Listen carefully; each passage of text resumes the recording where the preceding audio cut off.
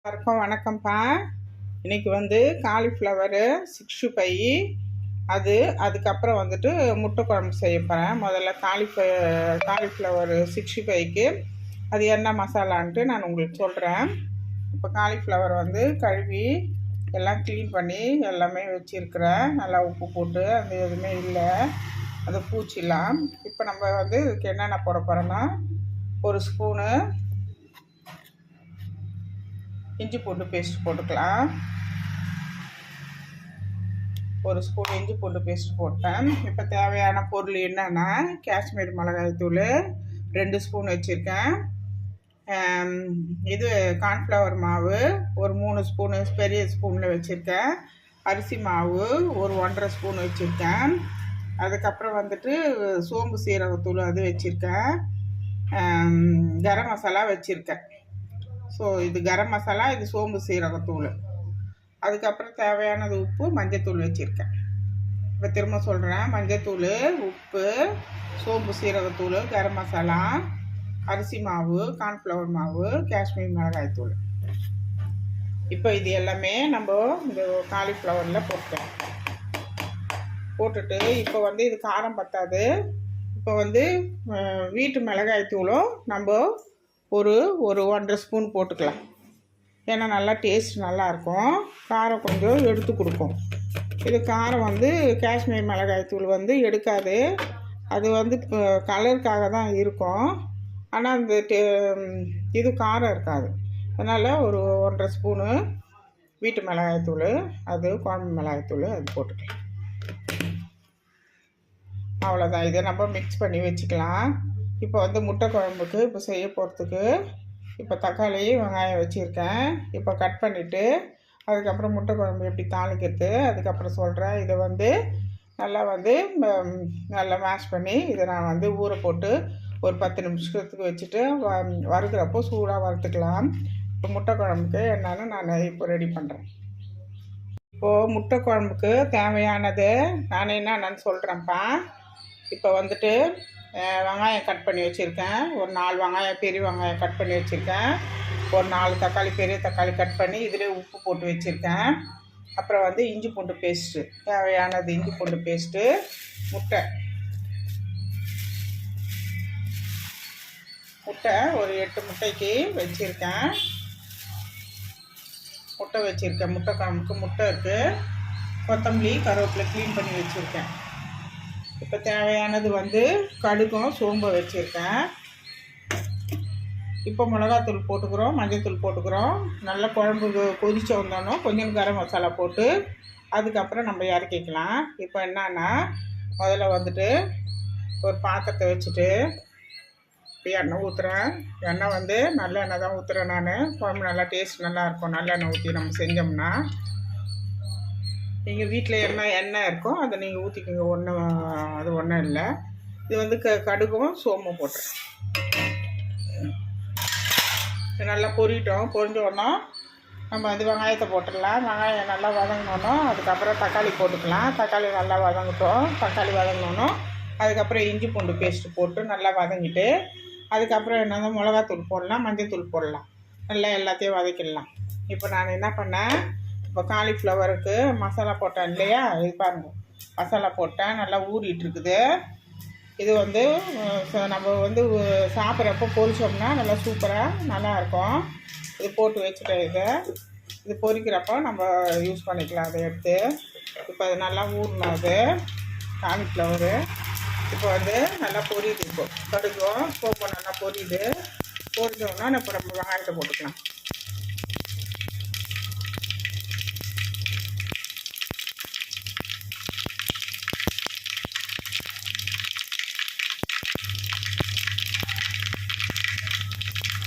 நல்லா பொரிஞ்சு நல்லா சவுண்டு வந்துடுச்சு. இப்போ வெங்காயத்தை போட்டுக்கலாம்.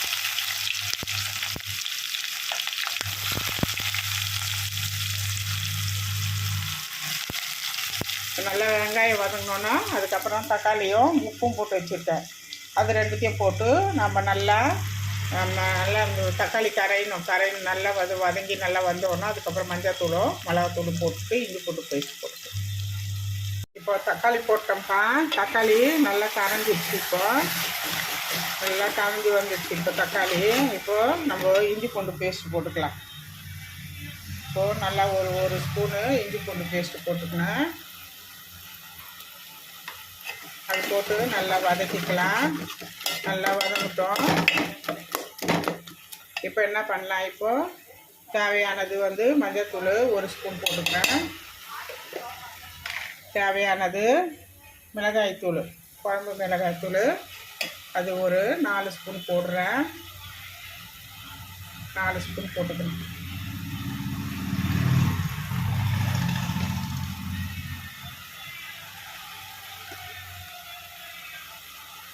நாலு ஸ்பூன் போட்டுட்டேன். மிளகாய்த்தூள் போட்டுட்டேன், மஞ்சள்தூள் போட்டுட்டேன், தக்காளி போட்டுட்டேன், இஞ்சி பூண்டு பேஸ்ட்டு போட்டுட்டேன்.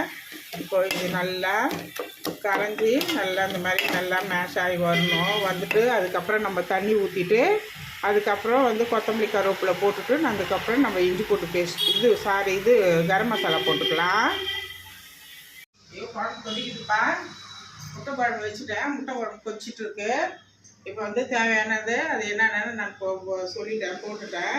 இப்போ வந்து லாஸ்ட்டாக வந்து கொத்தமல்லியும் கருவேப்பிலையும் அது போட்டுடலாம்.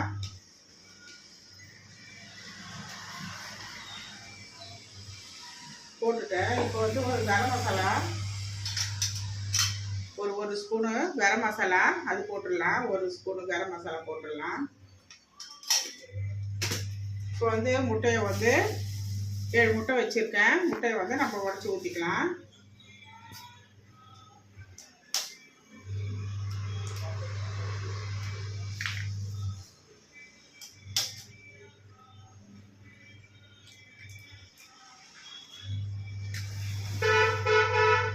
இது வந்து டேஸ்ட் நல்லாயிருக்கும். இது வந்து சாப்பாட்டுக்கும் யூஸ் பண்ணிக்கலாம், டிஃபனுக்கும் யூஸ் பண்ணிக்கலாம். அவ்வளோ சூப்பராக இருக்கும், நல்லாயிருக்கும் டேஸ்ட்டு குழம்பு. உங்களோட ஆப்ஷனு, அது ரெண்டுத்துக்கும் நம்ம யூஸ் பண்ணிக்கலாம். இதை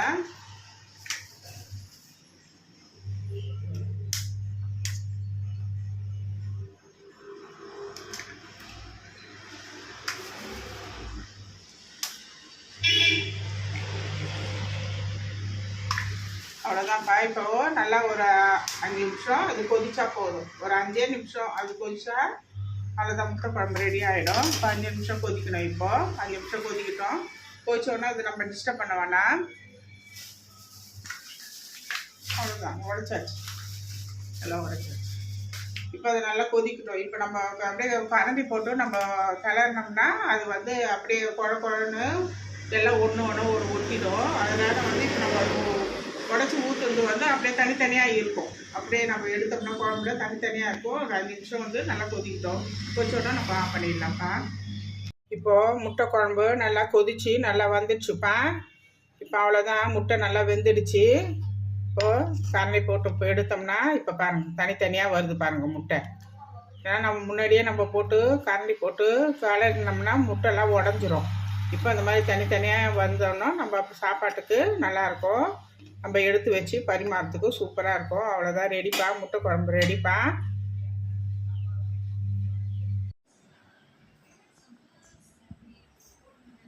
இன்றைக்கி முட்டை குழம்பு ரெடி ஆயிடுச்சு.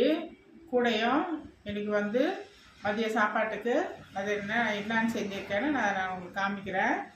இப்போ வந்து சிக்கன் வந்து உப்பு கறி பண்ணியிருக்கேன்.